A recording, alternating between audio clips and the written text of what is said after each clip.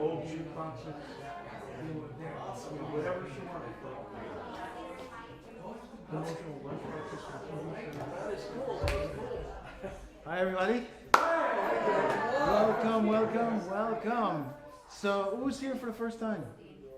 Ah, so nice, so nice. Thank you so much. So, this is my wife's living room. I say that because she's in her office. She might be able to hear me.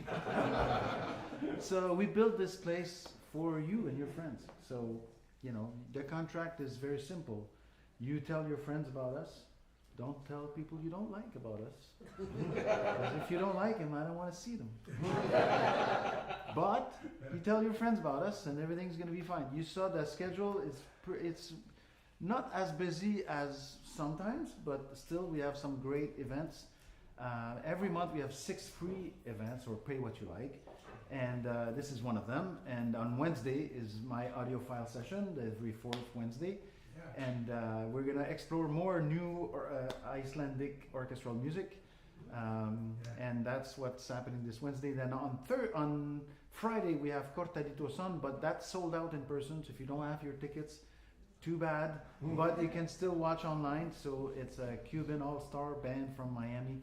And they're doing a tribute to Buena Vista Social Club. It's a very popular band, so you know, that's why they sold out.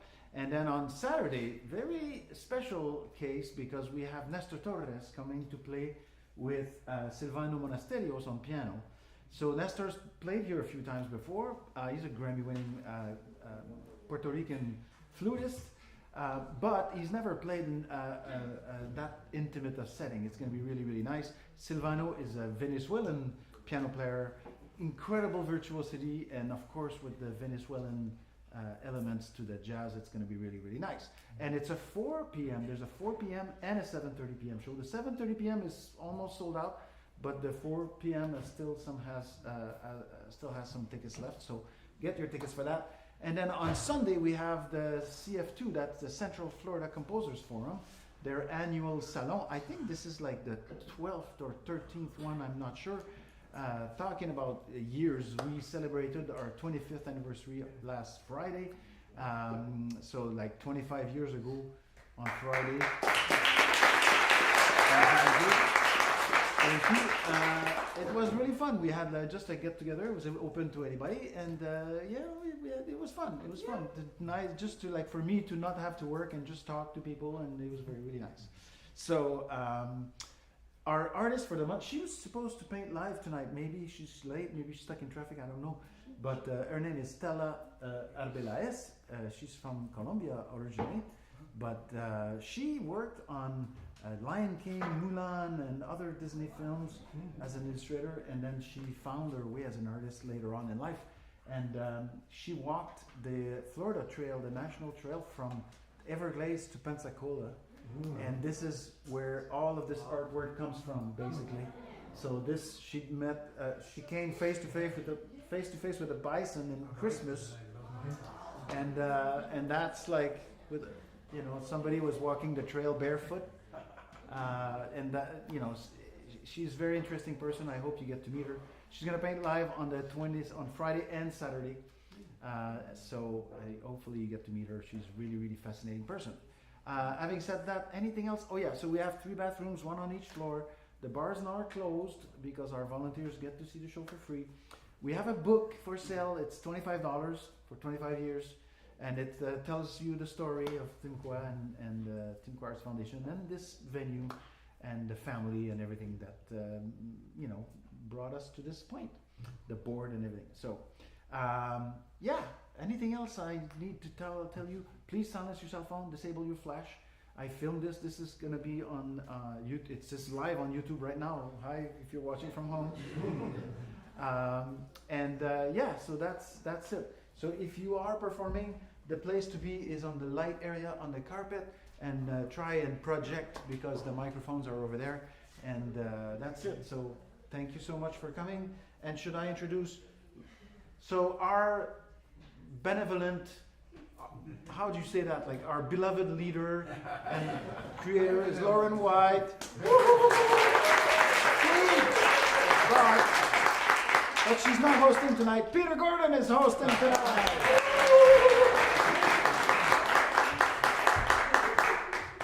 Thank you, Benoit, and thank you all for coming. How's everybody doing tonight? Good, I'm glad to hear that. It's great to see a crowd. It's also the 21st day of September if you're an Earth, Wind, and Fire fan. If you're not an Earth, Wind, and Fire fan, it's still the 21st day of September. You just don't know why I mentioned that. I am thrilled to be hosting. I want to thank Lauren for giving me this opportunity, and I want to thank all the great poets who will be coming up here. We're going to start by introducing our feature poet, San Alexander. And after San finishes his set, then I'll come back up and we'll start calling people up for the open mic. Rahsaan San Alexander Hicks is a multifaceted American rapper, poet, actor, and entrepreneur born in Tacoma, Washington, and raised in Central Florida. His artistic journey began in Tallahassee, Florida, as part of the Black on Black Rhyme Poetry Troupe, where he developed a passion for wordplay, storytelling, and metaphor that shaped his lyric identity. With a voice that blends poetic depth and hip-hop rhythm, he stands as a dynamic artist whose mission is to inspire, innovate, and leave a lasting mark on the world of entertainment. So please, let's hear you welcome San to our stage.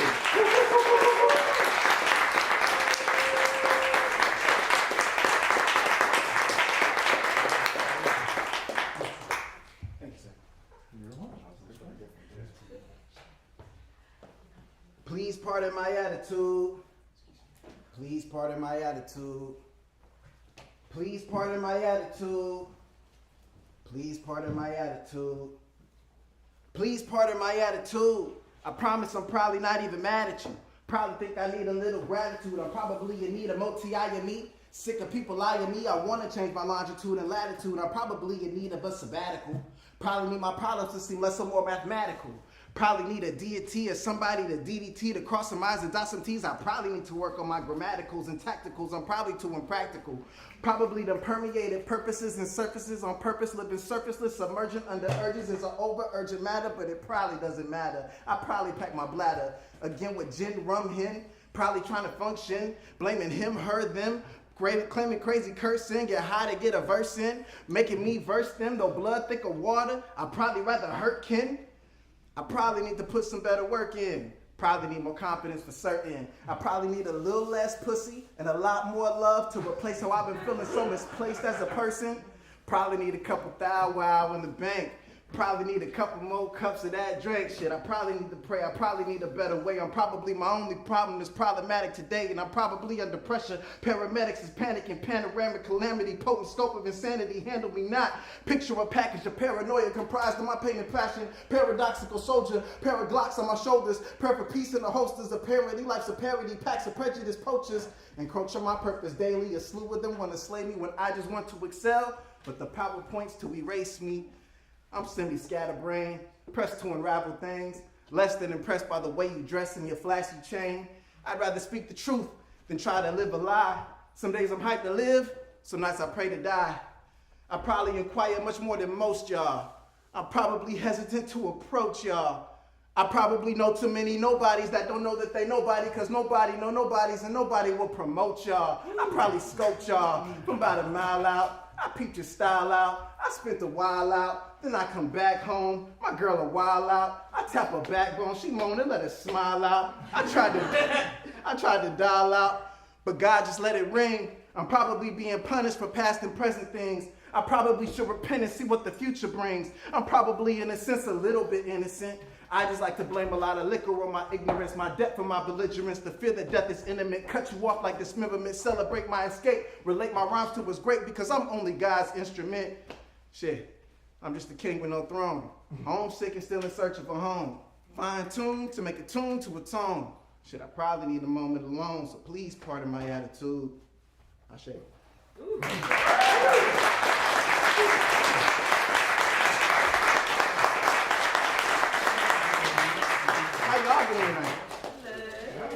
I go by the name San Alexander. I promise I'm normally on time with things. Don't judge me. I was on Color People time today. For those that know, you know. If you don't, you're going to find out. But I came out here from Melbourne, Florida, so it was about an hour and a half drive for me. And I got off work at 6. I left 10 minutes early. Then I had to stop and get gas. I had to grab me something to eat on the way because I wasn't coming here hungry. But then, you know, I made my way out here, so I appreciate y'all for having me. Thank you, Lauren.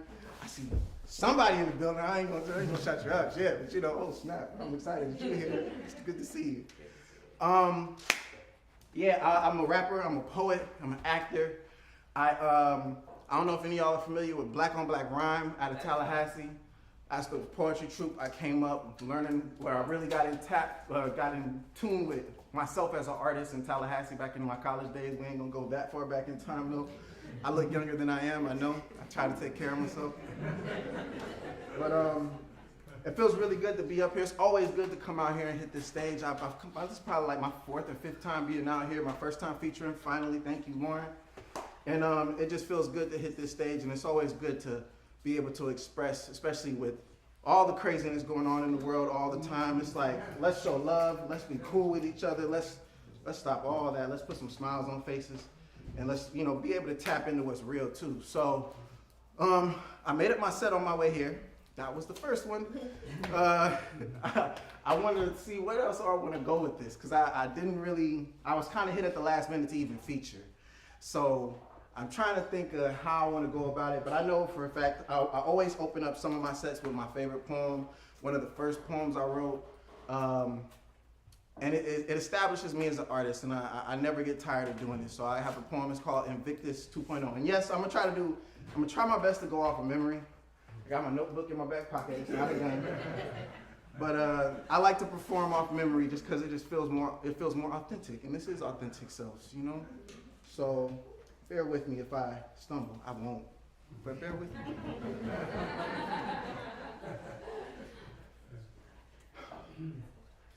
Out of the night that covers me, black is the pit from pole to pole. I thank whatever God may be for my unconquerable soul.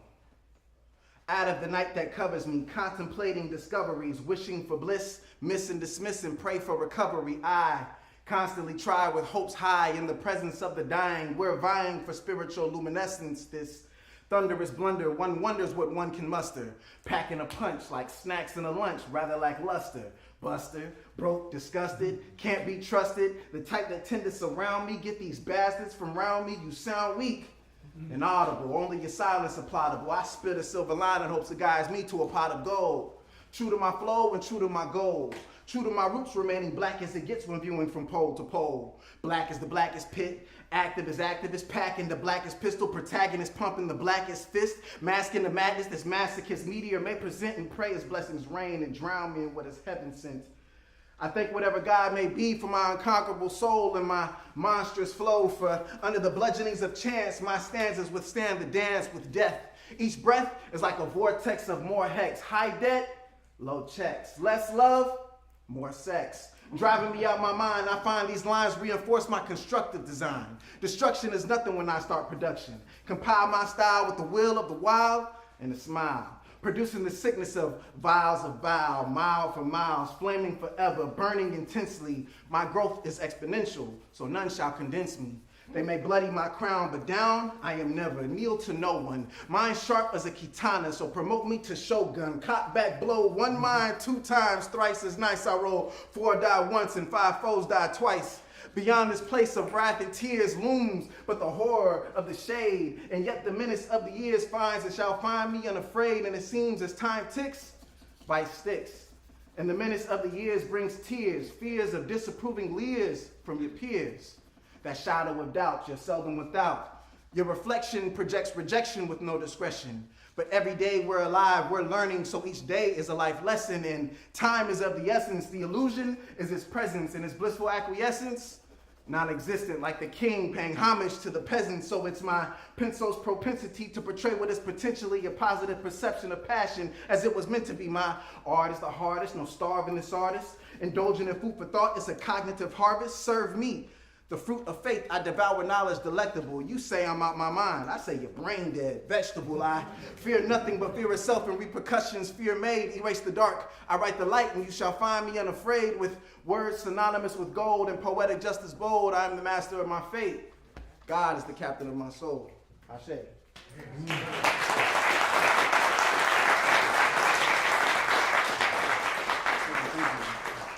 So as you know, I know I got like 20 minutes. I'm gonna try to get a little bit of who I am outside of my little rhythms and rhymes into like,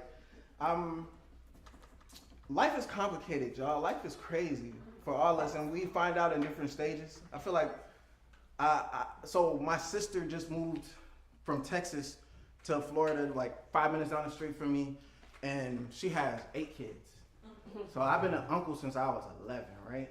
And, not for real, like legit. I have.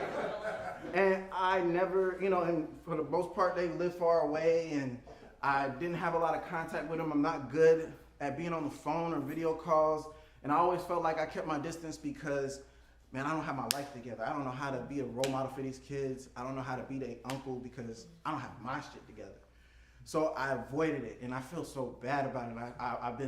I've never wanted to do that, and I did it for so long that like now they're here, and it's like, all right, I gotta make up for like 15, 20 years of not being around y'all all the time. And it's like I got nephews as young as 2 years old, and one as old as 21-year-old, and everything in between. And it's like, so I went from being alone, no kids, I ain't got no kids. Yes, I'm single, who's out here? But I ain't got no kids. I went from being alone, having no kids, to now it's like, dang, bro, she got 8 kids and 7 of them is here. Now I'm up here playing Uncle Dad to like 7 kids, and I call myself Uncle Dad because it just feels like that. They don't have their father around, and it's like it's crazy to me to be that young male role model in their life and not having a history of connection with them. So I'm trying to build it. I'm still trying to get my stuff together because I'm working a job I'm not trying to work at. Don't put that on the internet so I don't get fired. But like, it's like I'm trying to get a lot of things together. I'm trying to figure myself out as an artist, as a man and all this, but I'm a role model. And it felt like God just said, hey, figure it out. Like, you gotta be that. You gotta be all this at once. Yeah. And I'm stepping into it, man. I feel good about it. And I've been feeling really blessed. I thought it was gonna be pressure and I wasn't ready. But it's like, some of them are harder to connect with than others, but I got it with the boys. The boys are easy. The girls, I need advice. But we'll talk about that later. But on that note, I want to do a poem that is very personal to me. It's about my sister. It's about me developing as a man. I don't even think I've let her hear this poem yet because I'm so scared to let her hear it because it's so personal. But she's here. No, she's not here, but she's in Florida now, so I'm going to get it to that. But I call it the gentleman piece.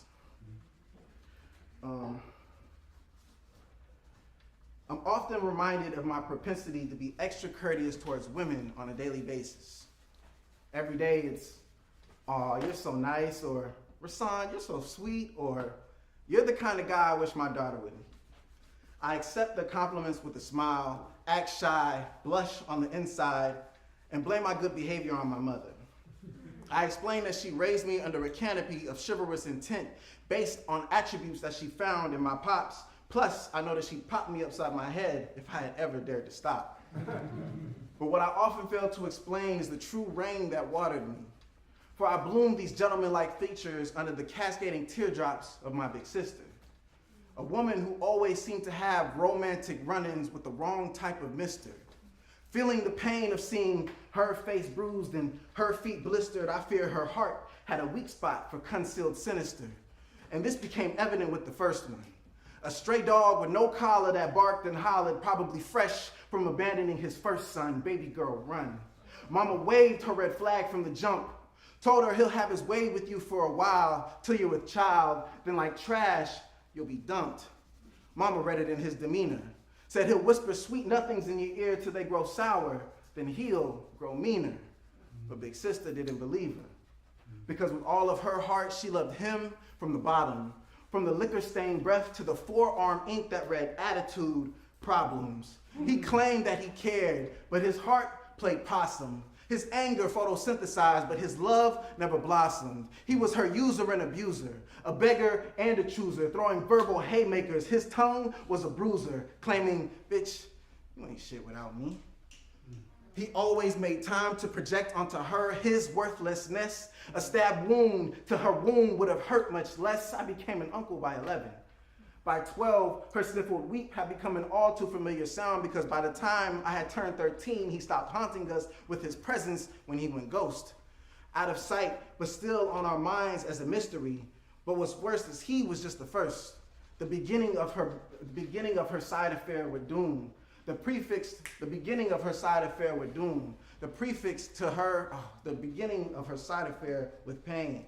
The prefix to her near doom. The prerequisite to her being held at gunpoint by her lover with her son still in the womb. The predecessor to a fist meeting her belly, breaking her water 2 months too soon. The prototype to future philanderers who treated emotions like oceans only to become rip currents of misery, drowning all hopes of finding love. I wish I could have been a lifeboat.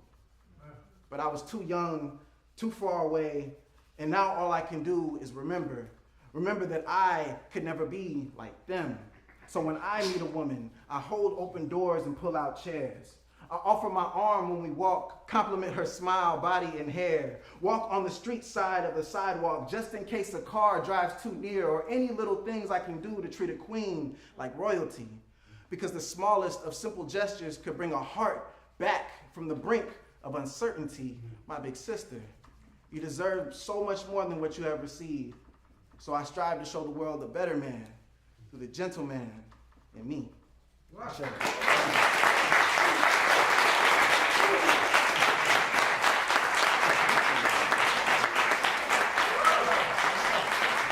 you. And I hope that all made somewhat kind of sense, because it's like, when I wrote that poem was a crazy one. It was one of them poems, as for the poets out here, you ever been woke up in the middle of the night just to write something? Yeah. That was one of those ones, because it came to me while I was in college. I had already been moved away from my sister for like maybe 10-something years. And it just came to me, and I'm like, all the memories, and I'm like, dang. And then when I was like, I don't know, I think I was crying when I wrote it. I don't even know how much of it is truly all the way accurate. Yeah. I just know it was like, you know, she went through a lot. Women go through a lot, you know what I'm saying? And that's not disregarding what men go through as men either, but it's like, man, women can go through some stuff.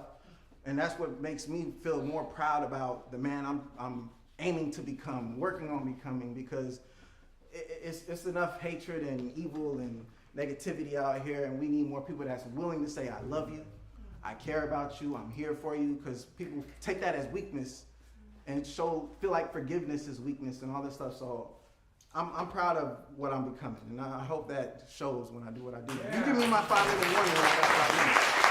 You probably gonna have to kick me out.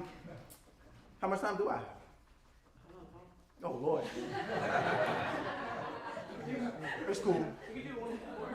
One more? If I got one more, what do I want to do? I'm gonna attempt this one, and I think I got it. If I don't, I got it in my notebook somewhere, but hopefully I ain't gotta go back there. But what do I call this one? I call this one "Promise That You'll Sing About." And you know, I feel like the meaning of it has kind of shifted over time in different ways. It's expanded to be about more than just violence towards young black men from whatever. Like, I feel like it can expand in so many different ways the more that I say it and the more I go through it. But that's where it stems from and what it originates from. Because, you know, that's just the reality of some things. But I'll just get through the poem, and you got to tell me how you feel. It's all good. I hope I have it. I think I do. When the lights shut off and it's my turn to settle down, my main concern, promise that you will sing about me.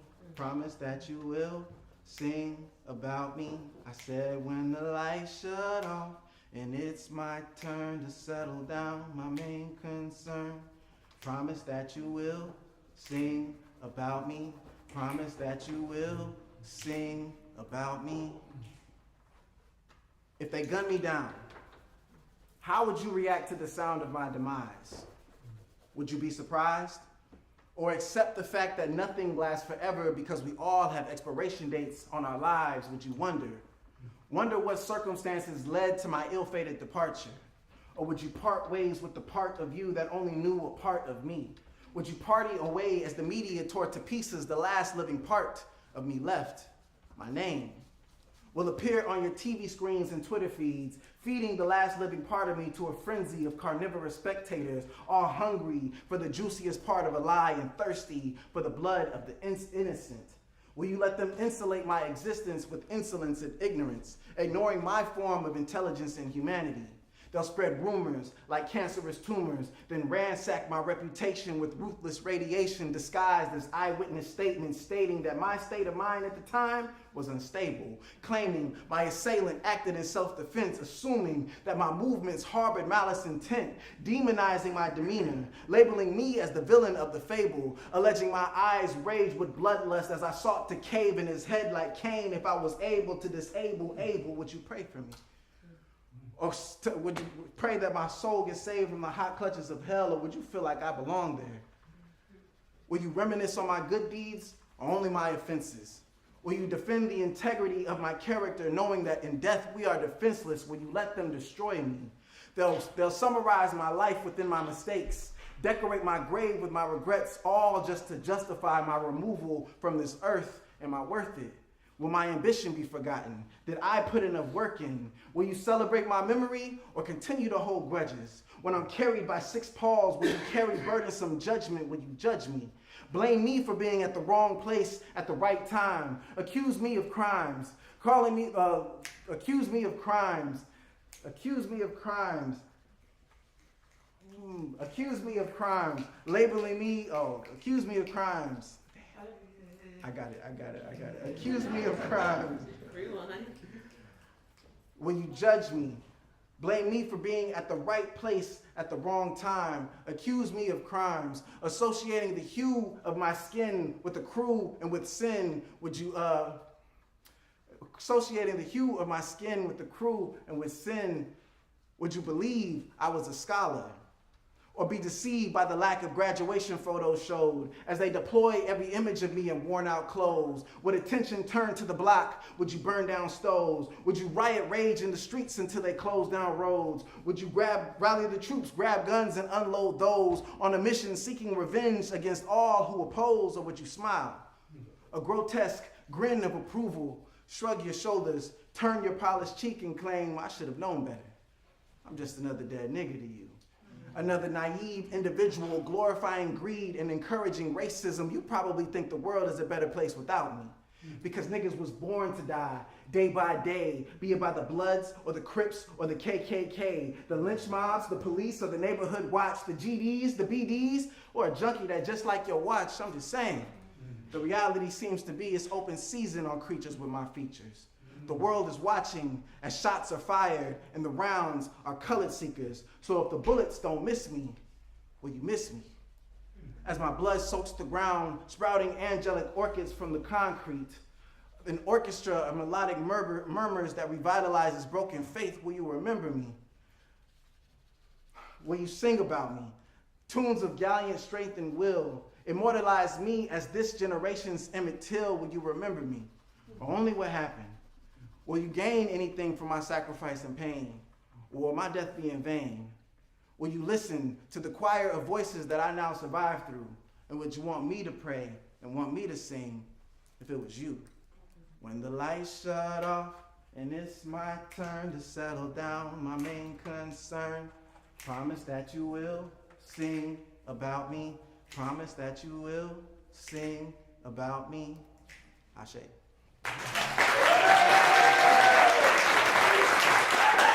I appreciate y'all. Thank you so much. I go by the name Son Alexander.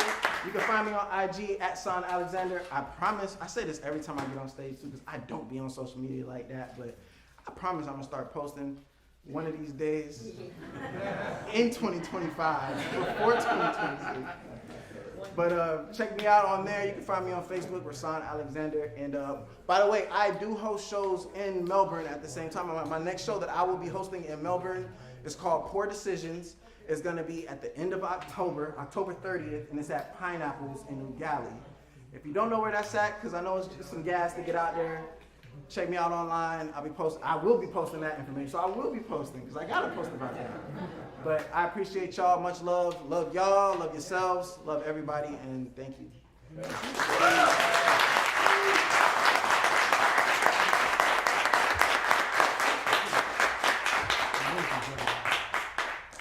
That's St. Alexander, everybody.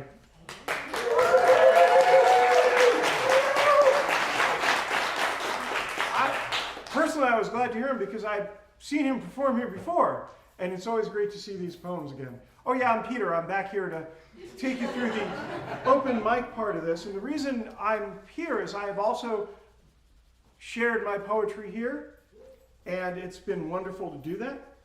How this works, for those of you who might be new, is that we're going to be calling you up 3 people at a time.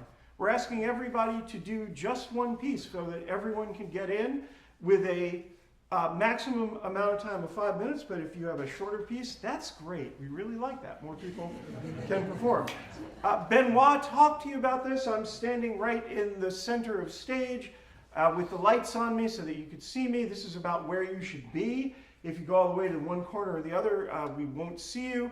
Also, this is streaming out to the universe right now, so you want to make sure that you're here so that people everywhere can see you. Before we get this started, I have a short piece that I do want to share with you this time. It's a new one. I was asked, about a month or 2 ago, I was leading a workshop on how to get your poetry published. Yes, I have about 190. I have about 190 poems that have been published, not counting the 3 collections that I did. So, thank you. And I may do another one sometime in Orlando in the next month or 2 because people kept saying, God, I'm really sorry I missed that. And somebody in that workshop asked me, what's your process for writing? And my immediate thought was, I don't really have a process. But then I realized what it was is that I write down weird stuff that happens to me. And then I turn it into a poem. So this poem is based on a actual conversation that happened not very far from here in the lounge for the Goodyear Tire on Bumby Avenue. And it's called Conversation in the Service Lounge.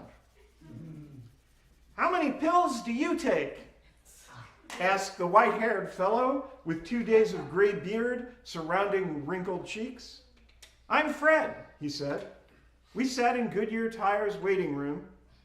Old men like to strike up conversations with me these days. Moved to Florida in the 70s to design space shuttles. Such a thrill to see them fly. Now I take 10 pills a day. Still get around good for 80. I take 5, but one's fish oil, I said. I'm about 14 years younger than you, though. Fred smiled. Blue eyes looked through me, saw all my hopes and fears. He touched my arm, like we'd known each other for years. Said, don't fear, 80. You have lots of time left.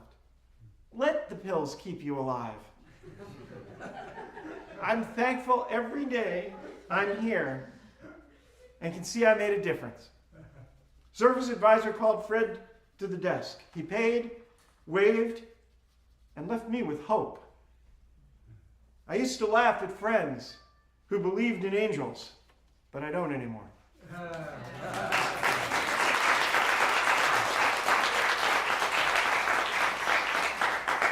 Thank you.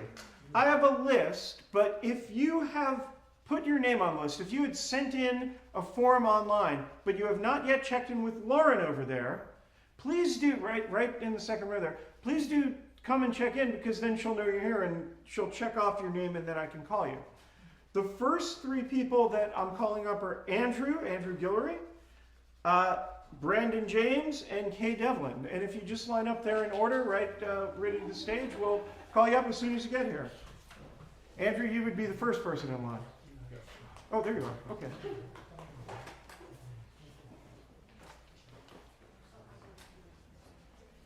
And the way we're going to do this, once Andrew comes up, then I'm not going to come back until the 3rd person is gone. Andrew, it's yours. The stage is...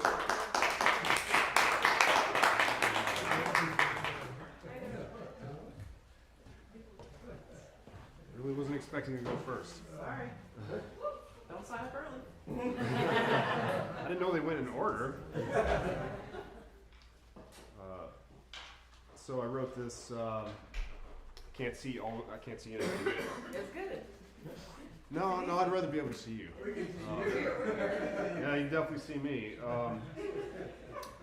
So I wrote this one after one of my ayahuasca ceremonies a while back, and it is simply called Ceremony.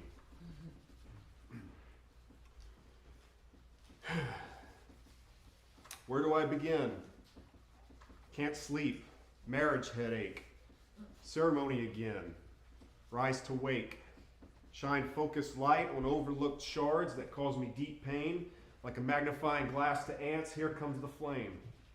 Now here comes the bribe. You don't have to do the work. Everything is fine. Just smile. Have a treat. It's been a while. Remain ignorant. No. I will no longer deny the subconscious cry that's calling for my attention. You can't reach the end goal by attempting to bypass and gloss over necessary stepping stones. Running out of patience, make up your mind. Quick, find the words to rhyme. Perfect the lines. Hurry, there's no time. Shh, quiet mind. To my surprise, I realize there's something I value more than pleasure consistently, and that is realness and authenticity, which in turn comes with its ups and downs, smiles and frowns, but worth the happy end, right? Even if you knew, I wouldn't accept it until I do, through direct experience, the greatest of teachers, first before college degrees and local preachers. Country town, old stomping ground, I never had a voice or chance to tell my story. You'll listen to me now, knowledge from the crown. I've graduated cap and gown, attempting to school me on my own flaws and vice. My admission of being lost is still more profound than your generic advice. So frustrated, so tired of people pleasing, like I'm some servant trading who I am so you'll stick around. Fuck that. Time to stand on my own 2 feet, regardless of who's present, scattered peeps. But that doesn't mean I don't still crave or desire, wishing you were here, fire next to fire. We burn each other so much, lean on each other like a crutch. I sometimes can't tell what's yours and what's mine. It all blurs together, invisible thin white lie. Who the hell knows what is going on? We just go off of what we've learned, which doesn't seem to end. Mistakes and errors are ever-present friends. It's time to go out into the world and show people who the fuck I am and for what I stand, opening up and expose what's inside, shed the exhausting lies, becoming a man, self-aggrandizing much? Maybe, but it certainly beats abuse, self-loathing, despising and such. So, whether you're appalled or applause, doesn't much matter. At times I reach out for help and either you give me the finger or give me a hand. Nice touch. I do prefer the latter. So what exactly is the point of this rant and ramble, feeding on its own production like some perpetual cannibal? Is it to impress, to prove, to brood, to stew, to chew, to lose, or to choose anything other than I have for the sake... anything other than I have before for the sake of exploring byproducts of myself that I didn't even know were in stock at the store? Who knows? Your guess is as good as mine. Get in line. I'm honest with myself to a fault. Is what I think even an original thought? For years and years I fought with myself, and from that, life has taught that I don't know. I can't control what shows up on the shelf. I'll take inventory, though I'm not entirely sold until it's time to close. Let's face it, subtract the storefront from this reoccurring equation, and all we're left with is a type of loneliness that can't be solved with the addition of more people, still the same level of isolation. So open the doors, let them in, even if they trigger me. Don't be afraid to show off what you got unapologetically. There's fear of rejection, but why? It only leads back to square one, the abandonment number, of which I'm already a survivor and far from done. I've been angry at love. It's hurt so much. Pissed at the man above. Relentless surgery on this heart. Blood-stained gloves. Lightning to the chest. Get this thing to start before cardiac arrest. It feels like no one understands just how deeply I feel. Not even my friends. But surely, I'm not the only one. Rate me again. We're not meant to do this alone or carry the weight upon our backbones. Reach out for help when you need. Be the change you want to see. Doesn't matter if people point fingers, avoiding responsibility. Just do you. Be true. Be honest and transparent. Be loving and kind, just like the parent you always wanted to find. Fixate not on judging nor always being right, but trying your damnedest to live a good life. I feel like I could go on forever with this endless stream of poetry, a bittersweet supply of beauty and woe is me. Yeah, I know, sneaky victim mentality, unfortunately. But before I let this down, I must not forget. I have wonderful friends, a cool RV to live in, a mission to fulfill, clean food and medicines, and an ever-present chance to start over again with a new outlook on life, grasping gratitude within, despite all that's accumulated and taken its toll over the course of this very long, dark night of the soul. Thank you.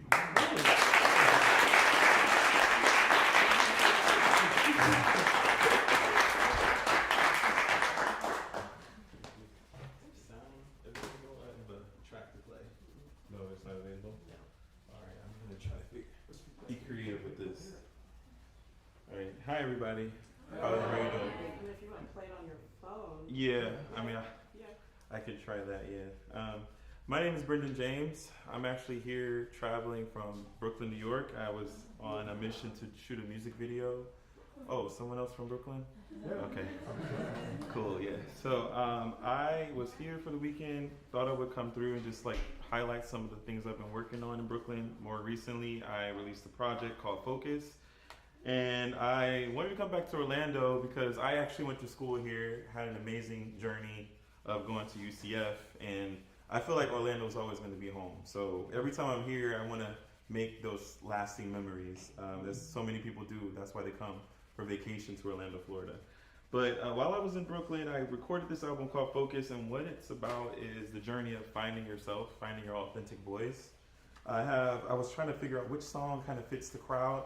I want to do something a little bit upbeat and positive, highlighting someone that went earlier, I think the feature tonight. He talks a little bit about being positive and finding purpose in yourself. So I kind of wanted to do a song that goes along with that. It's called Southside. And I'm going to try my best to do this with my voice without a microphone. It's the first time I've done this, so we'll see how it goes. All right. Thank you.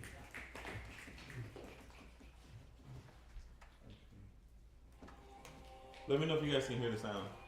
Yeah. Cool. The song talks about getting in your car, leaving a stressful situation, and just clearing your head. Sometimes that looks like getting in your car and just going for a ride. All right? The sky is a part connected to heaven, supernatural.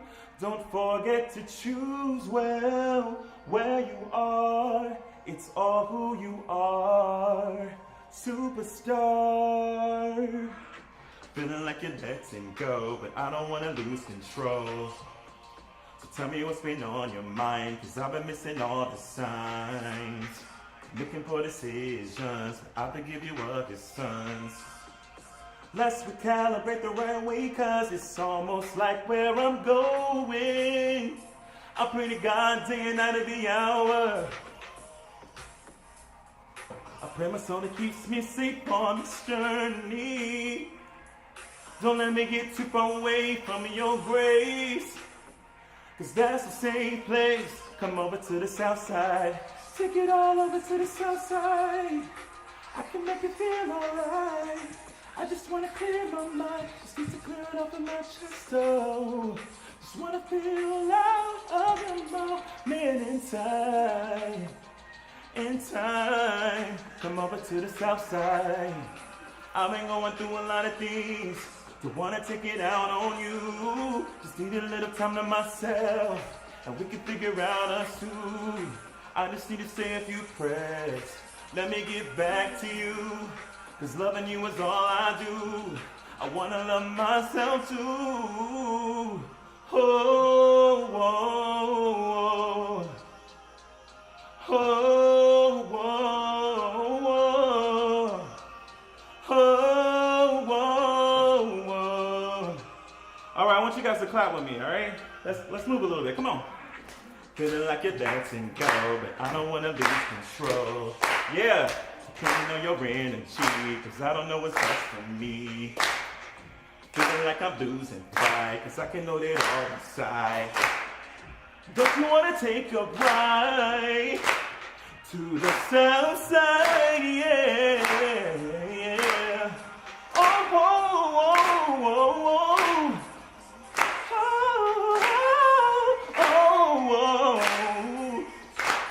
From your graves, cause that's the safer lane. Come over to the south side. Well, south side, south side, south side. Say it, y'all. Yeah. Hey. South side, south side, south side, south side. Whoa, whoa, energy, energy. Thank you guys. I love the participation. Energy, energy, hey, energy. All right. That's Thank you guys. So you can follow me on Instagram. I'm at Brendan James Official, BRENDAN James Official, and I'm actually selling these. I will take any donation. I'm open to any offers you guys have, but thank you for listening to me, and I look forward to hearing all of the amazing talent to come tonight.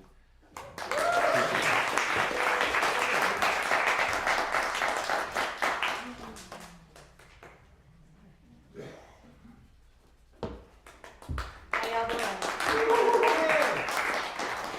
I was torn between two pieces tonight, but I do want to bring awareness that it is Suicide Awareness Month, but I'm going to go the other way. I'm going to do a little smut piece. It's called Sexual Navigation. I've been seeing this amazing guy over the last 3 months, so this has been very, inspiring. It's been split.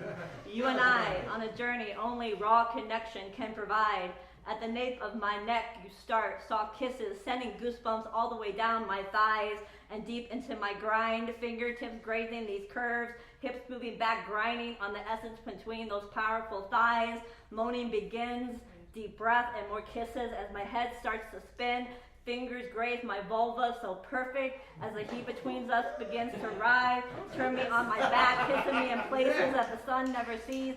Having me speaking in tongues and gripping these sheets, thighs firmly holding your head like an MMA fighter pinning their opponent. Instead, you rise back up every inch that you touch.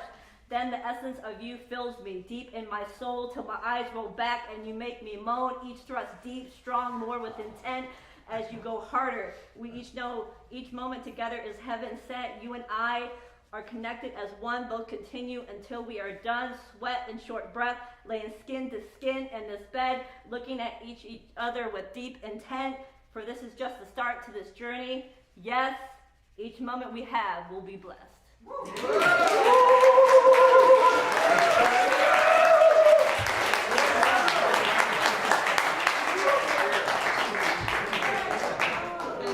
Wow, great start, huh? Great start to the evening, I have to say. That's why I went first, by the way. And I also thrilled to have somebody from Brooklyn here. I was born and raised in Brooklyn, and really, if in the 80s I could foresee that it was going to become that hip, maybe I wouldn't have left. Our next 3 readers are Vanessa, Christian, and Camilla. If you'll just come on down, we'll then bring you up to the stage one at a time. I am so glad you could all be here and share. I always am inspired by everybody that comes here and reads. And also, I have to say, this is also the best space to read or sing in Orlando. You all are such a great audience, and the space is so live. Vanessa, you ready? Okay, come on, let's welcome Vanessa to the stage. Hi, everybody.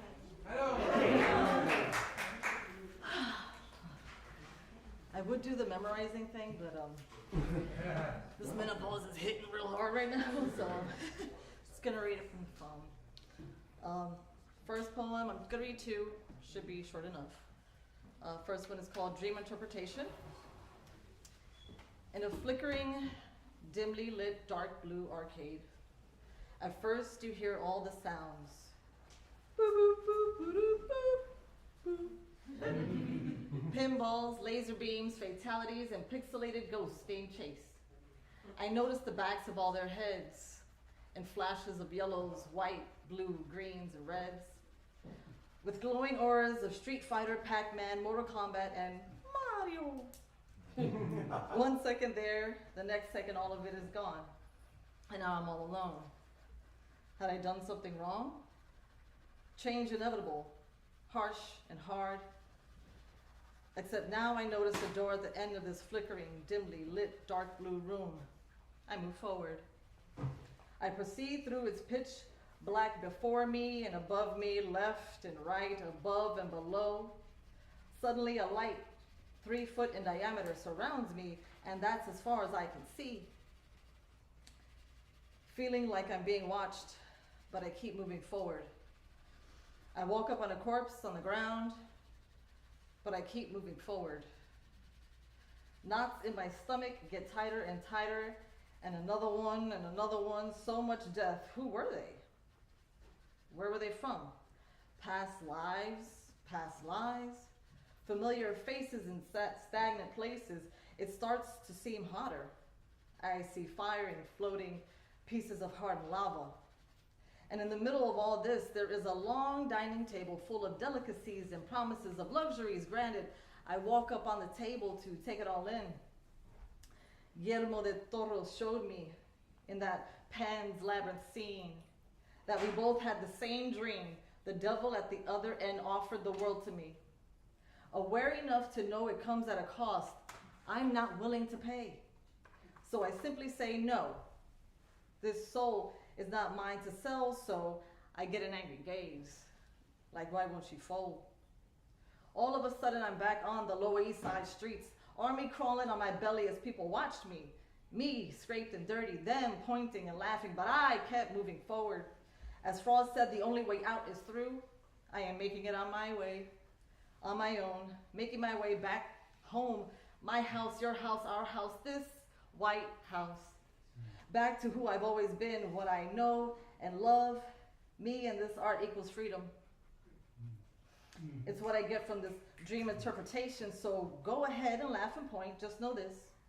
Most are not brave enough to be this vulnerable. There is power behind the fear when you push through the rush of adrenaline and exercising the God within you.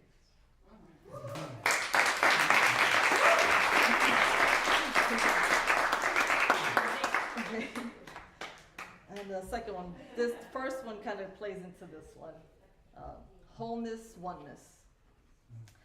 On this journey, I follow you. Do unto others as you want done unto you. But what if I do unto others what I don't do for myself? Seeing their potential, showing them patience, loving them. Using my significant other as a conduit, expected to offer me what I can't see yet.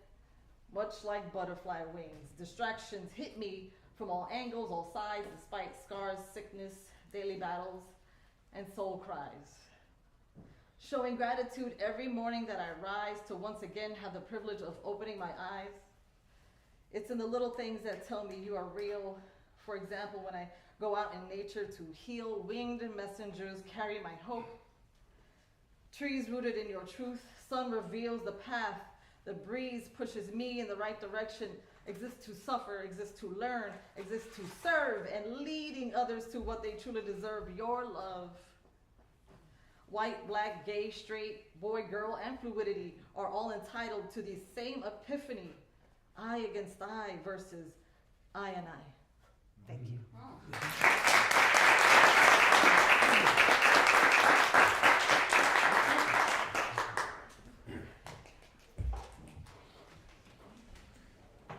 All right. So if you recall,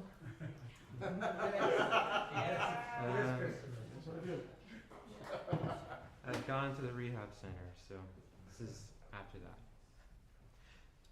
After 5 weeks, Ellie was released from her rehab program. She went back to her parents' home for 2 days, then planned to return to her apartment in Iowa City. We talked on the phone before she set out.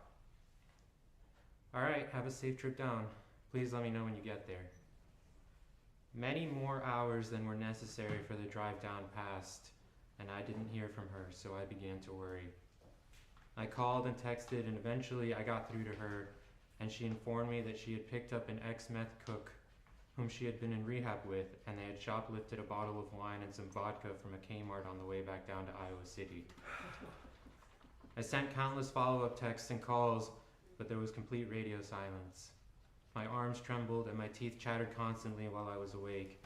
It took me hours to fall into uneasy sleep, easily interrupted by phantom texts and calls from the phone I clutched close to my chest as I slept. At work, I hid away, pacing in the storage attic, redialing her number over and over for as long as I could before I heard them start to page, asking for my location over the store's walkie-talkies. Eventually, she answered. Ellie, are you okay? Do you need me to come to Iowa City? I will drop work on the spot and get there by bus if need be. I'm very worried about you. Please, I just need to know that you're safe. No, I don't want to talk to you. Wait. But it was too late. I redialed her endlessly to no avail. I spoke to my supervisor and told her I was having a family emergency and that I may suddenly need a day or two off. The next day, my roommate from Iowa City called me. Is Ellie okay? I was hanging out with someone last night and he showed me a snap from her that looked like $1,000 worth of cocaine on a coffee table. I could feel the color in my face drain as he told me this, and I proceeded to explain what little I understood about the situation as I formulated the only plan I could in my head. I'm sorry to involve you in this, but I need to ask you to do something for her. I wouldn't ask you to do this if I could be there myself at this exact moment, but I need you to go to any flower store and buy the most beautiful white tulips you can find, and I don't care how much they cost. They're her favorites and I'll pay you back. And I need you to deliver them to her apartment. He agreed, and after a few hours he called me back to tell me that he had delivered them. I asked if he had been able to see her and what her condition was. He told me that it was too dark to tell, but that her voice and body seemed shaky, and that she had warned him to leave quickly because there was a man behind the door with a knife. I thanked him, then attempted to call her. To my relief, she picked up. Hello? Ellie? Did you get my flowers? Yeah, I got them. Do you like them? How are you feeling? Are you not feeling well? The flowers are beautiful. They smell really good. And I'm shaky because I get freaked out when people show up at my front door uninvited. And no, I'm not feeling very good. I'm sorry to hear that. Do you think you would feel better if you watched My Neighbor Totoro? Have you tried that already? That's only for when I'm sick with a cold or the flu or something. It's not going to help now. I see. Well, I won't bother you for too long. I'm just really worried about you. You told me you relapsed and you're with an ex-meth cook and you haven't been talking to me. I'm serious. Do you need me to come out there? No. Stay there. I just want to make sure I have to go now. She hung up. I put the phone down and thought through all the details again and felt my throat begin to strain as I realized what my only option in this situation was and what it would almost certainly lead to. I looked in my phone's contact list for the home number her mother had given me in case of emergency, took a deep breath, and hoped that her mother would not be the one to pick up the call. I heard a man's voice. My voice was shaking. Hello? Hi, is this Ellie's dad? Yes, who's this? Hi, we've never met, but my name is Christian. I'm a friend of Ellie's. Oh, yes, Christian. Ellie's told us about you. You're both English majors. You watched a movie with her and her mother when she was in town a few months ago? Ellie's not here right now. She left for Iowa City a few days ago. She has access to her cell phone again. You should be able to call her directly. Yes, sir, I know. That's why I'm calling. I'm sorry to have to tell you this, but that day she left for Iowa City. Well, she told me that she'd fallen off the wagon I've been trying to help her, but she won't let me. And so I don't know what else to do but ask you. Please, she's not doing well right now, and she needs help. I see. Where are you calling from? Aren't you in Iowa City? No, sir, that's why I'm calling you. I wasn't doing very well myself earlier this semester, and I had to medically withdraw and return home to Illinois where my parents live. Oh, well, I'm sorry to hear that. Now let me ask you something, Christian. Ellie told us that you two were just friends. Was that true? I felt tears welling in my eyes. No, sir. We're more than friends. We've actually been in a relationship since before she got bad earlier this semester and went to the rehab center. I'm the one that helped her when she was doing really bad back then.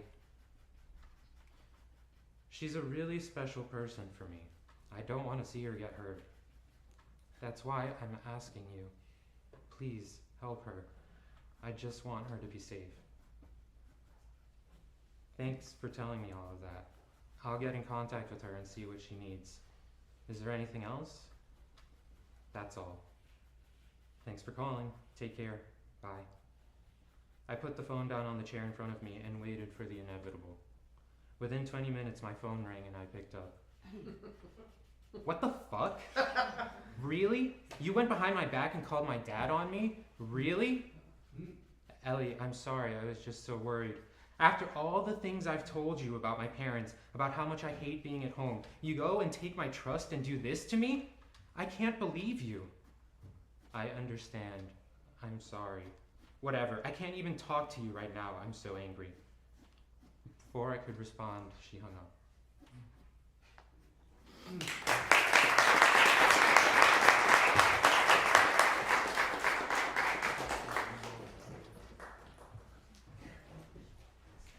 Hi everyone. My name's Camila. It's my first time reading. I can feel my heartbeat in my toes. This is so nerve-wracking.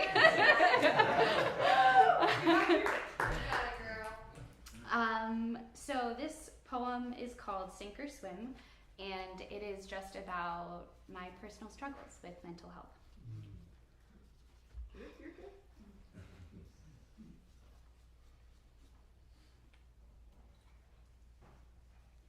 Tightness builds, expands and shrinks,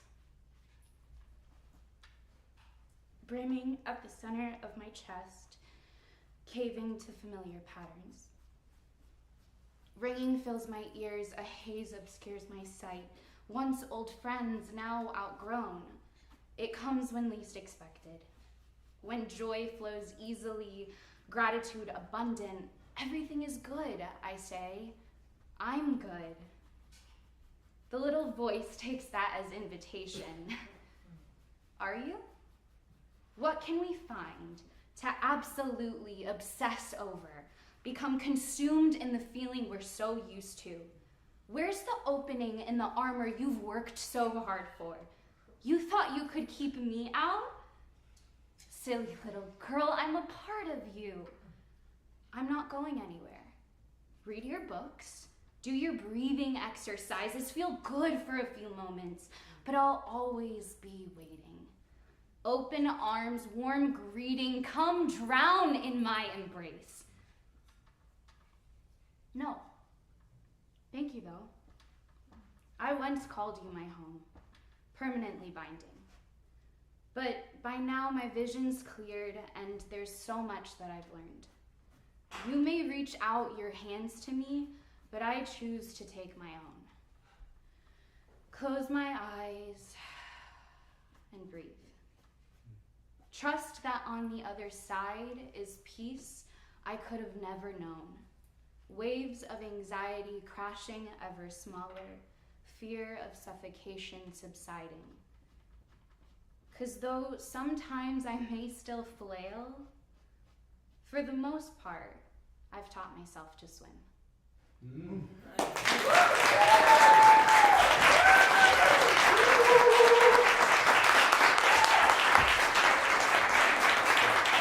It's always great to have somebody who reads here for the first time, and I hope you come back and read again. Our next three readers are Simran, Anthony, and Iwo, which I also think is Jackie, who I met earlier. Please come on down. While you're coming down, just want to check in with our artists. Kelly, are you? I'm Stella. Kayla. Okay, thank you. Can you tell us what you're working on? Okay, so today is my birthday.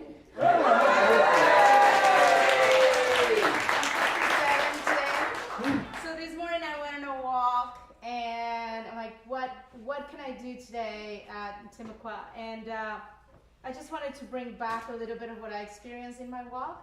I saw tons of orange butterflies. And driving here, I saw this electric yellow, purple, pink sky. So I just wanted to bring that. And I took a drawing of a young lady that I had started because I wanted to reflect on those times, the time of youth that is now gone. But how happy I am that I got to see butterflies and the sunset today. Great, thank you. And if someone wanted to purchase your art, how do they do that? Do they talk to you? They talk to the folks here at Timucua? Yeah, there's a price list. So yes, my work deals with my ascent from depression after divorce and after having walked the Florida National Scenic Trail. So for me, nature is a presence that is definitely healing. Okay, great. Thank you so much. Thank you. And it's so wonderful to come here and see visual artists working while we are doing our poetry. I'm happy to bring Simran up on stage. Not only is she a wonderful poet, she also helps me with my poems sometimes. So, Simran, come on. Hey everyone, good evening. Good to see everyone. Thank you, Timucua, always for this stage. Benoit, Laura, and Peter. Today I'm going to share a poem that's a part of my story that I don't usually share. A few years ago, my brother was more mental illness than my brother, and it was very hard for a lot of people around him. And it was only like in the last couple of months or so I'm able to kind of look back on those years with a little bit of grace. And my poetry has started to reflect that a little bit too. So this poem is titled A Letter to My Brother About Change. Dear brother, the last 5 versions of this letter tried to change you. I'll try not to do that this time. I'm writing to you because I recently discovered the act of lying in the grass and looking up at the clouds. It's nice to forget about time for a while, even if you have to schedule that in.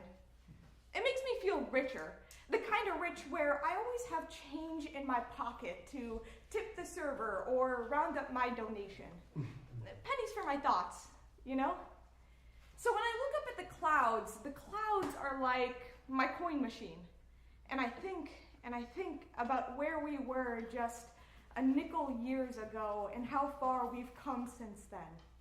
Back then, sitting on blades of grass and a bed of nails were the same thing to me.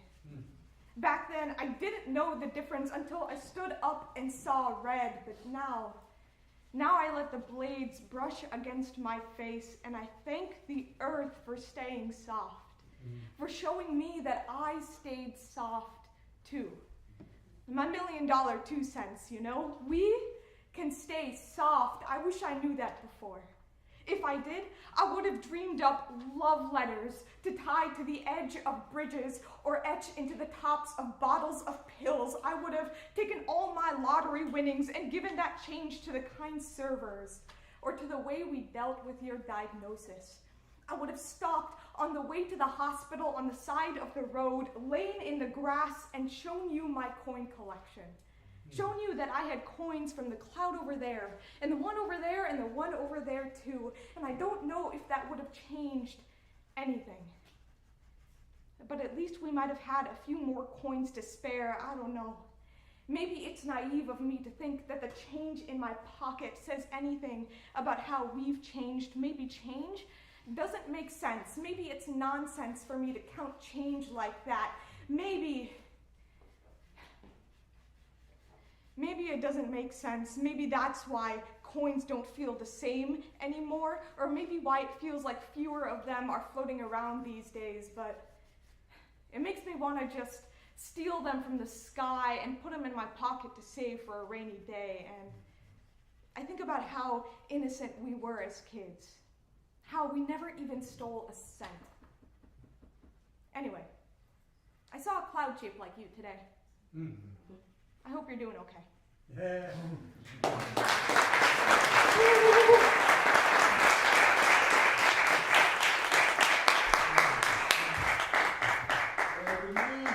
Hello, hello, hello.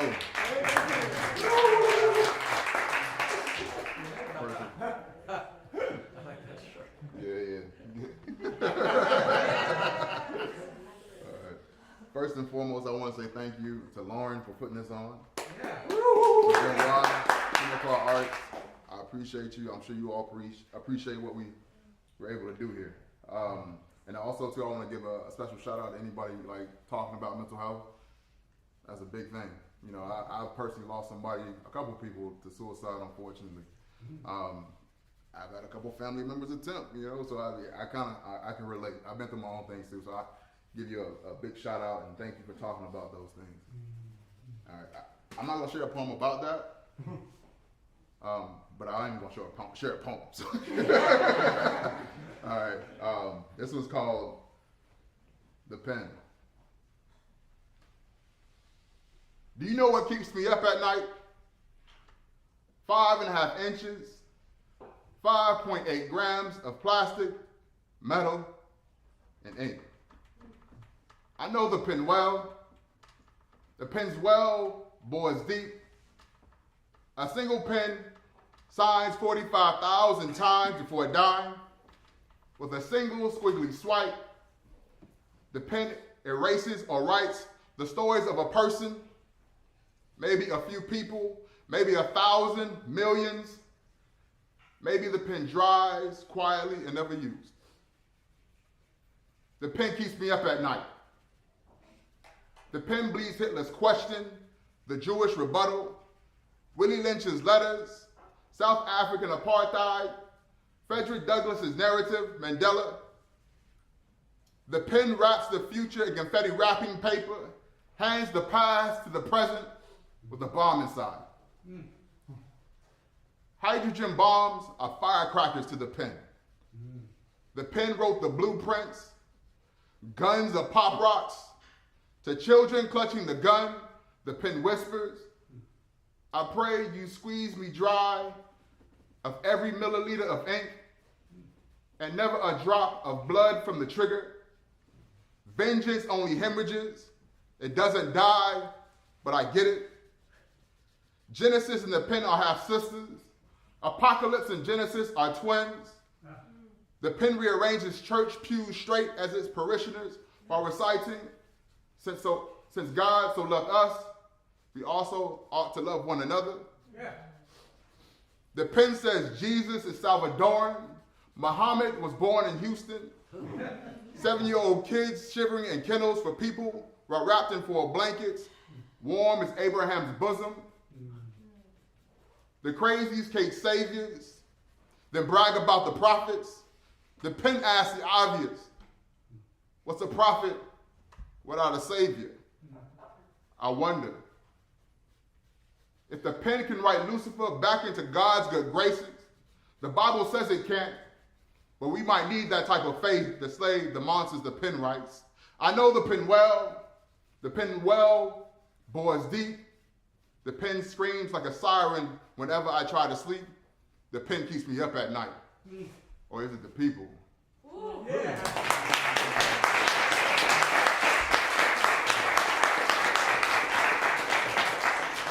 If you want to follow me, I'm on Instagram at TC The Grill. That's TC, the letters T and C, the, spelled like the, and Grill is spelled Griot. Thank you.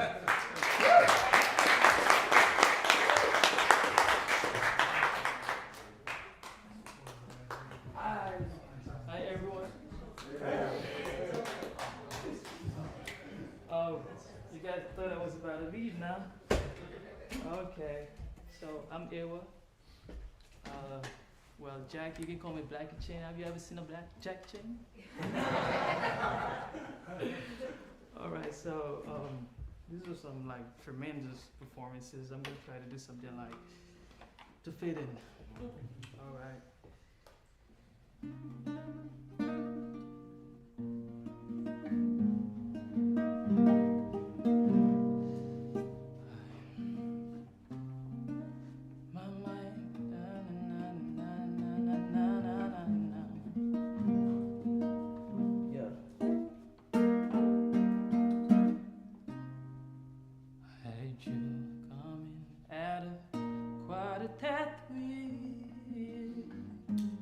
Close the door and lay down next to me.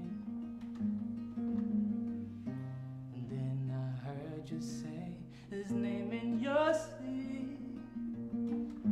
Your dirty secrets too far gone to keep.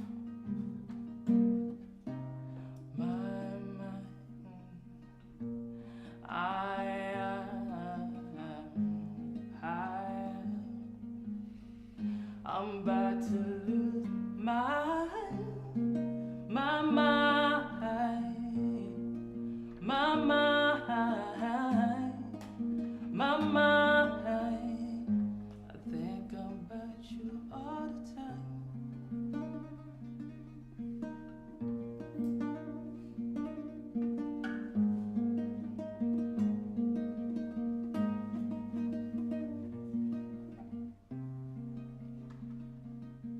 You can't even look me dead in the eyes. His love is strong and got you hypnotized. You say you love me, but I know it's a lie. I try so hard to keep you satisfied. My mind, my mind, my mind. I think about you all the time. My mind, my mind.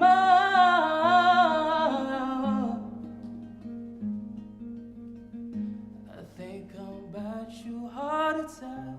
No way, no way. It can take you away from me.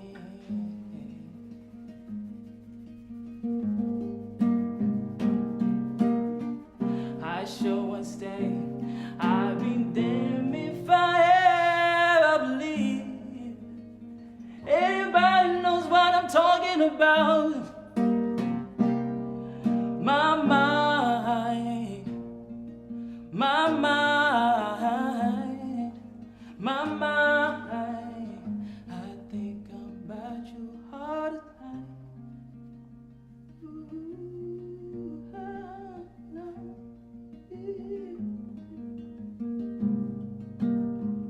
I think about you all the time. I think about you all the time.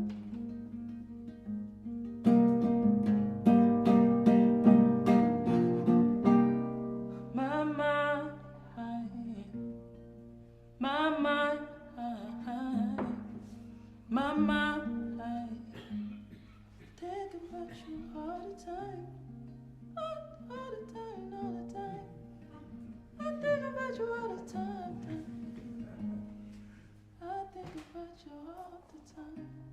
Thank you.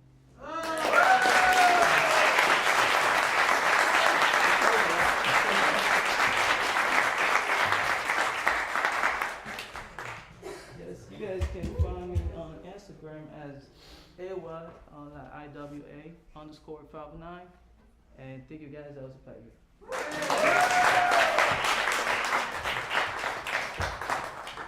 So we're coming to the end of the night. We have 4 more readers left. I'm going to call up all 4 so that we could finish. Daisy B, Big John Studi, Tiana Bersier, and Claver. Please come on up. I'm going to ask everybody please to keep it to the one piece or under 5 minutes so that we can finish in a reasonable hour. This is Benoit's living room, and we're normally supposed to get here at 9. So Thank you so much, everybody, and come on up.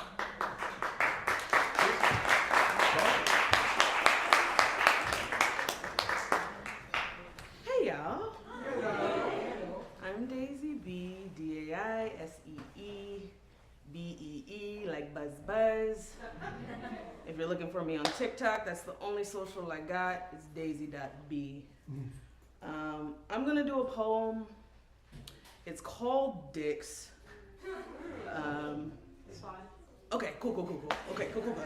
Wanted to put, okay, cool, great. You are a mature adult here. Oh, well, we're in for a ride. Okay.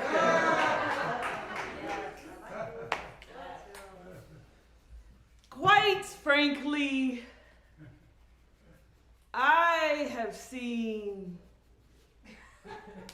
a lot of dicks. I've seen small dicks.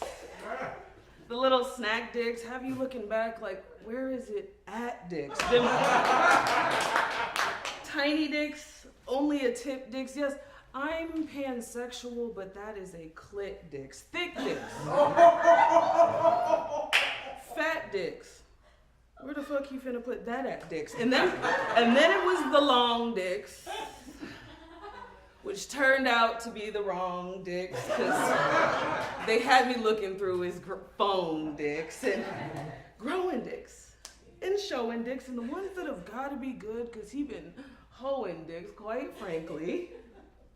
I've seen a lot of dicks. I've seen skinny dicks, pencil dicks, swear he wrote the manual on sex with his cookie cutter, stencil dicks, strong dicks, and straight dicks, and the one that had me putting on this heavyweight, sis. And then it was the curved dicks. Personal favorite. And then it was the dicks I should have kicked to the curb to preserve the last bit of my nerve shit. Aesthetically pleasing dicks. Ew, is that how he's pleasing dicks? And if I'm honest, white ones. Unseasoned dicks. Pink dicks. Yeah, no, they're not as bad as you think, dicks, but also gentle dicks. Never aggressive dicks. How the fuck did he get my legs up there? Impressive dicks. Quite frankly, I have seen a lot of dicks, and some of the most memorable are in this list, but I'd be remiss if I dismissed the dicks that I try to forget. The dicks that come with regret, the dicks that were shown without a request, the privileged dicks, the unsolicited dicks, the what'd you expect when you dress like that, elicited dicks, the no means try harder dicks. If you're smooth enough, she won't notice because condoms are just for starters. Dicks just to start her. Dicks, it's a transaction, barter.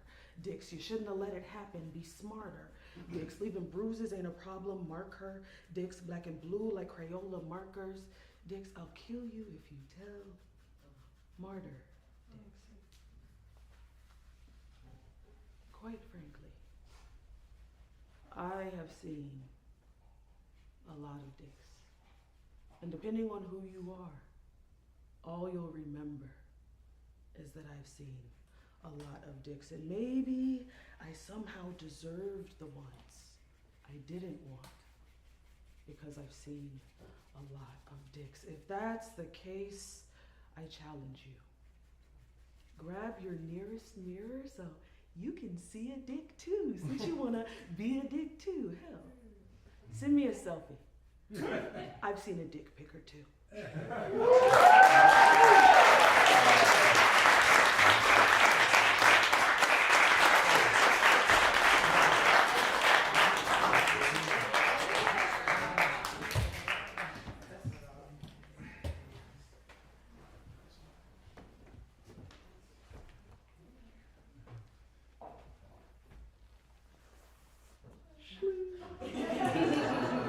I'm John, study NMC. I do poetry, I lose all control When you're standing in front of me and you say that my style's amazing, you're not ashamed to say study can rock for me. You're our guy and we cannot lie. When you're on the mic, you make us wanna be an MC. But we can't explain how you rock and be smoking weed. You guys are the poetry rock star, Big John Study. If you love poetry, say yeah. Yeah. If you love Timuqua, say yeah. Yeah. If you love Lauren, say yeah. Yeah. Nice. I'm gonna do this one piece for you and get out your way. It is entitled Butterfingers. I received a text from my ex the other day, and it said, "Hey, big head, how's life been? Long time no hear. You know I miss my friend. How are the children? Tell your mom I said hi. It's been a long time since I reached out to you, and I know you're wondering why I am now. I was watching our movie the other day, and when it got up to the part, I heard him say, Nia, are you sleeping? Can I play something for you?" My heart was filled with emotion as I yearned to be held by my poet. Regretting the fact that I walked away from you, I turned my back on my happiness. I lost sight of my Mr. Right. This is so much to write down. By any chance, are you busy right now?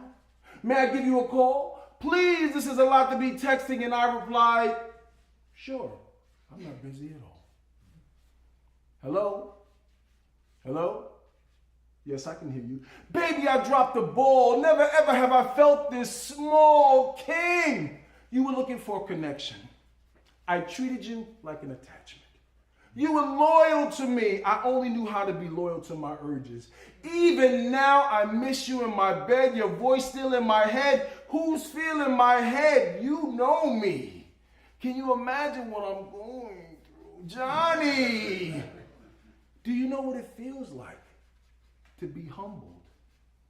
I know what it feels like to be fumbled, to be treated like a bumbling idiot, to love someone while they're loving themselves, to have my love mocked. At the time, I didn't know if I was fumbled or if I had been dropped. Before she could reply, I almost hung up the phone, click, blocked, because ain't no spinning the block.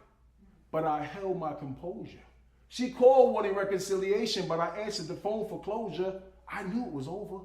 No longer searching for you and others. No longer holding auditions for someone to rival you, hoping that you'll see them and be jealous at just a glimpse of their stature, their light. Knowing that that train of thought isn't right, there's always going to be another mountain to climb, an uphill battle, a pebble in my shoe that's going to remind me of you, but I got to move.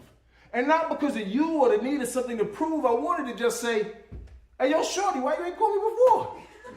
I was waiting on you. You broke my heart. But instead I said, I forgive you, Butterfingers. I wasn't the first, and I won't be the last to be fumbled. Thank you.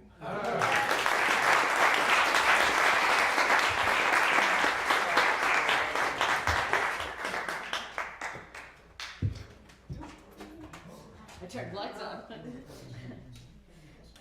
I'm a little nervous following all these wonderful.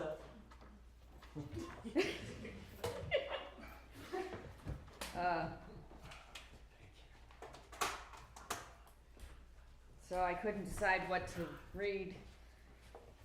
So here goes. She has been my longest lasting love affair, as well as excruciatingly slow suicide. The love of my life and my greatest nemesis. The thought of her taste in my mouth makes the longing ignite in the pit of my stomach. She never quite leaves my mind, and yet I am constantly trying to block the thoughts of her. I repeatedly try to distract myself. The longing returns. My desire for her is relentless, even as I berate myself for loving someone so destructive. My life crumbles as I indulge in my addiction once again. And that's called an ode to sugar.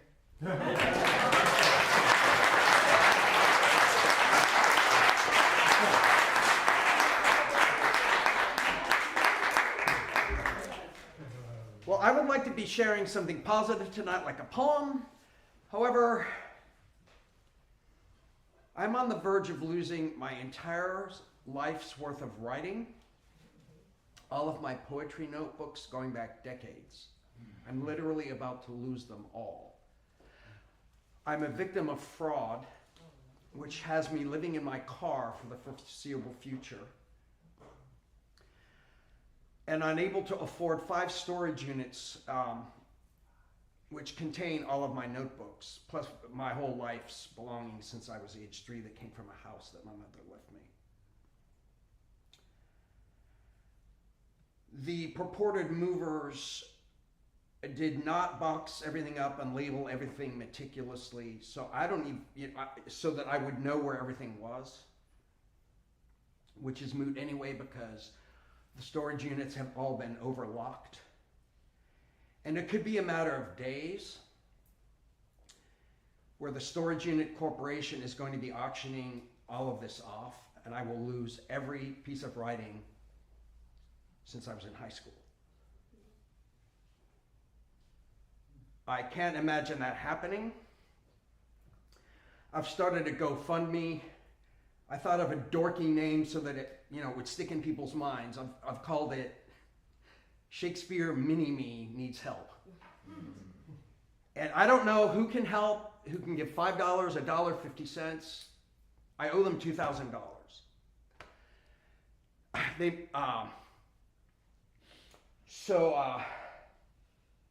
I'm making an appeal to anybody who might be able to donate whatever, 50 cents, $100, $5, whatever you might be able to afford.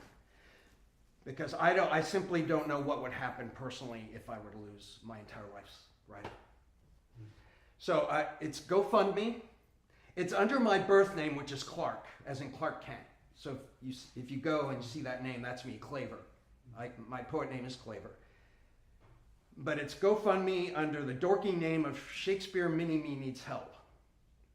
So if anybody could go to that site and just donate something so that I don't have to lose my entire life's writings, I would be abundantly appreciative.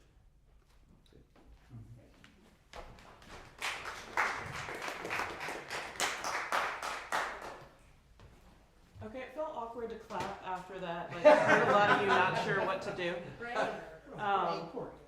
But I know, Claver, you've been going through it, so thank you for sharing. I'm sure some of us will do what we can. We got deep tonight, right? And Kay's been getting it deep, apparently.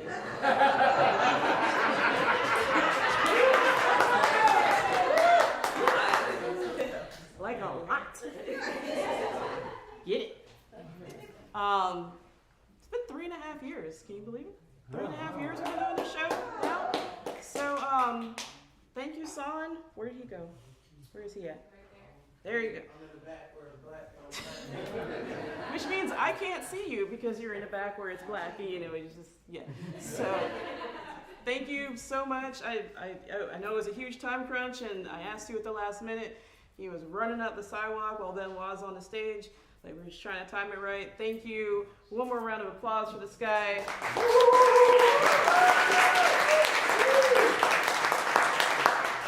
And, just a shout out to the few of us that live in Brevard, like myself, Son, Crystal up there. We're all artists in Brevard County. So if you do make it out that way for the poetry shows and open mics and the things that we're all trying to start, arts advocacy, please let me know. We're trying to get more of the arts out there like we have here. Thank you to Peter for hosting for me at the last minute. I am trying to get more guest hosts in. First of all, y'all need to look at me up here every month. Second, this is for the community, right? So it's good to have somebody else up here saying how they felt, what their vibes were, what they're thinking of everybody's work. And I get to be more present and watch all of you guys.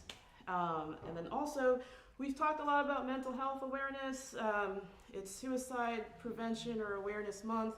Y'all know I hate that shit because people commit suicide every month, right? Just like I'm black every month. So,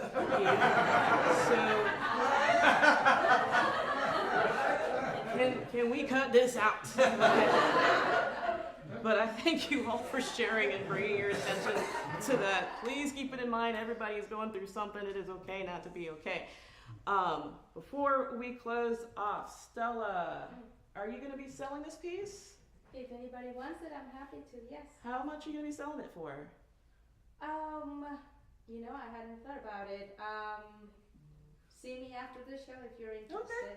Yeah. See Stella after the show if you're interested in this piece or in any of our other pieces.